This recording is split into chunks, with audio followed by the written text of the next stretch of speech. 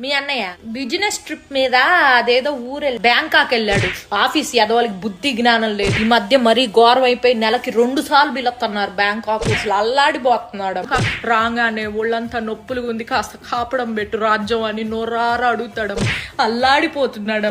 పోనీ నేను కూడా వస్తానయ్యా నీతో పాటు, నువ్వు ఆఫీస్ పని చూసుకో అంటే, వద్దో రాజ్యం, నీ ఆరోగ్యం నాకు చాలా ముఖ్యం అంటాడమ్మా మహానుభావుడు. అల్లాడిపోతున్నాడు. ఓ రోజైతే అర్ధరాత్రి పూట ఆఫీస్ నుంచి పూజ అనే అమ్మాయి ఫోన్ చేసి, నువ్వు ఉన్న పళంగా రావాలి అర్జెంటుగా అని చెప్పేసేసరికి మనిషి ప్యాంటు చొక్కా వేసుకొని గబా గబా గబా గబా బయలుదేరిపోయాడమ్మా. తెల్లారొచ్చాక తెలిసింది ఆ పూజ అనే అమ్మాయి ఫోన్ చేయకపోతే ఉద్యోగం కాస్త ఊడిపోయేది. అల్లాడిపోతున్నాడమ్మా మనిషి. అసలు ఏమైంది తెలుసా, నేను పుట్టిన నుంచి వచ్చేటప్పటికి ఇంట్లో ఒక అమ్మాయి ఉంది.